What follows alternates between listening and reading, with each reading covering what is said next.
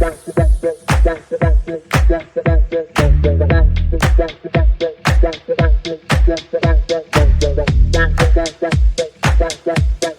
दोस्तों, मैं हूँ आपकी चैनल होस्ट पूनम और मैं आपका फिर से स्वागत करती हूँ अपने इस चैनल पे।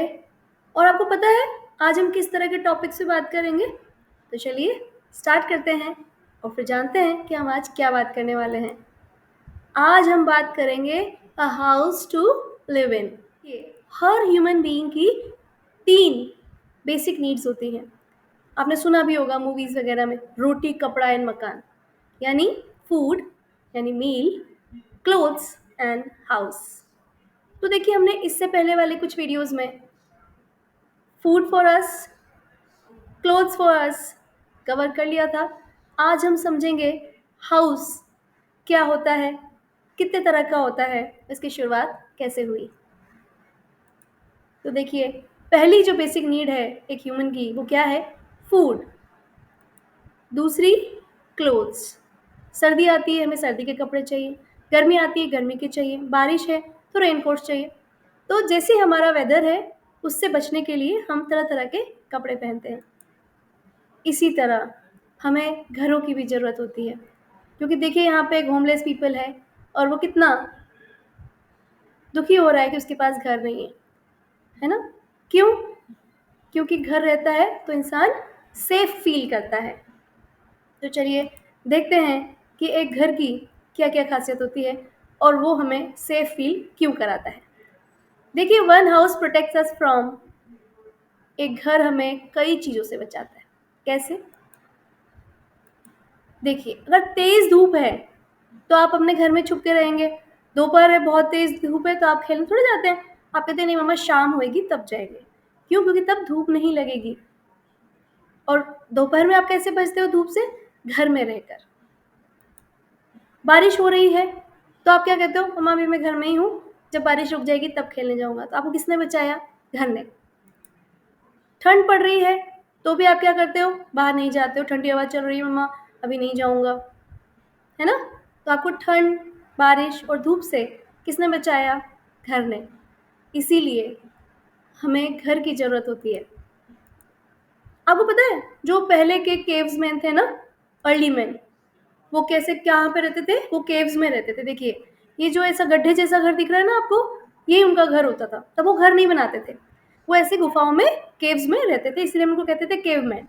ये अर्ली मैन थे, यानी शुरुआत में जब ह्यूमन की स्टार्टिंग हुई तो वो इस तरह से रहते थे।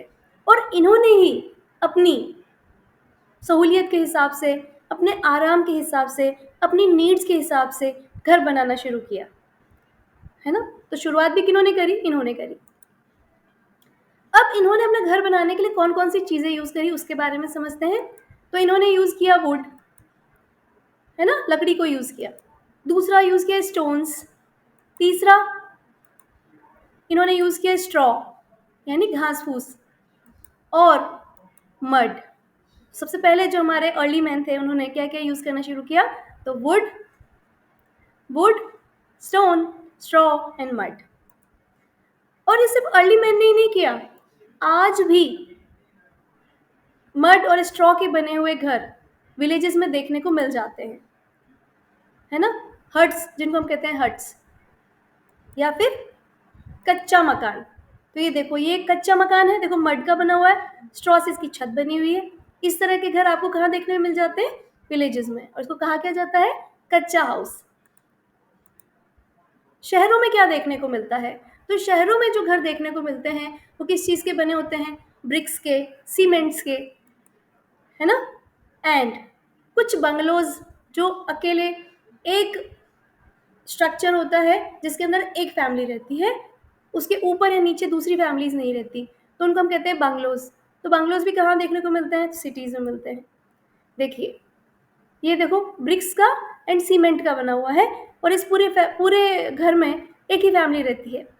तो इस तरह के हाउसेस को क्या कहते हैं? पक्का हाउस। क्या कहते हैं? पक्का हाउस। और ये कहाँ मिलेंगे? यूजुअली सिटीज़ और टाउन्स में। अब देखो सिटीज़ और टाउन्स में कुछ इस तरह की बिल्डिंग्स भी देखने को मिलती हैं जिनको हम कहते हैं मल्टी स्टोरीड बिल्डिंग्स या फिर स्काई स्क्रैपर्स भी कहते हैं। स्काई स्क्रैपर्स क्यों कहते हैं? क्योंकि इतनी लंबी है कि ऐसा लगता है कि आसमान को छू देगी, है ना? इसलिए हम इसको कहते हैं sky scrapers. Multi storey buildings. अब देखो, ये जो मल्टी स्टोरी बिल्डिंग्स हैं, ये मिलती कहाँ हैं? तो ये बड़ी सिटीज़ में बहुत आसानी से मिलती हैं, लाइक दिल्ली, मुंबई, चेन्नई, कोलकाता, है ना, जयपुर एटसेट्रा। तो ये जो बड़ी सिटीज़ हैं, वहाँ पे मल्टी स्टोरीज बिल्डिंग आपको आसानी से देखने को मिल जाएंगी।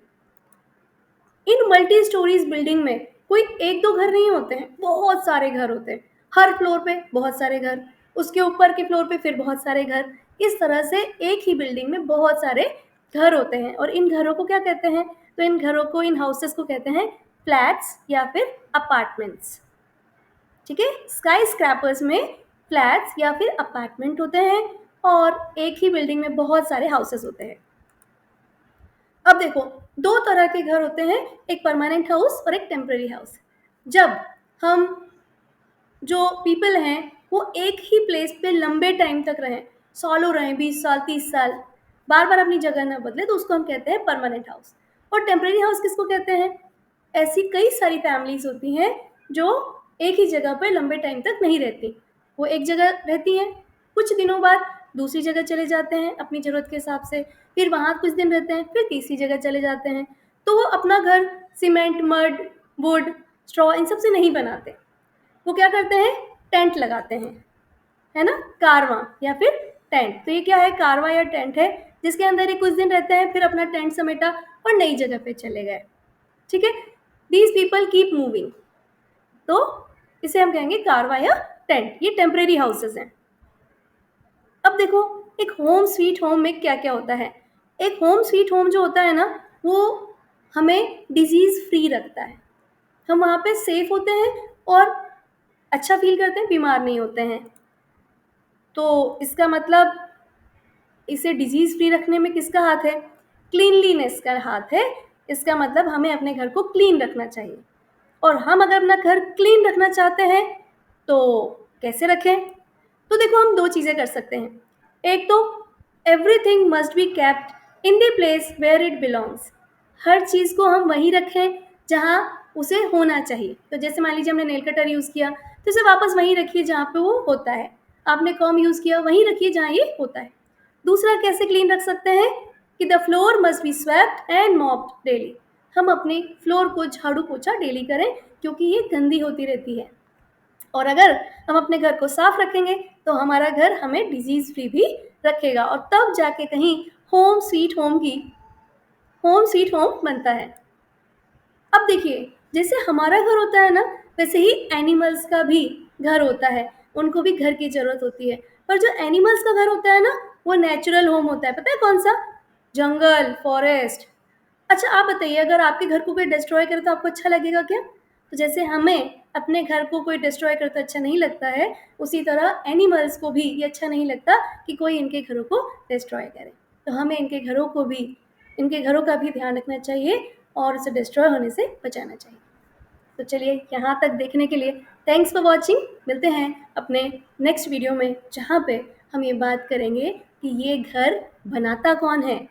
ठीक है, वो कौन लोग हैं जो इतने सुंदर घरों को बनाते हैं। तब तक के लिए बाय बाय।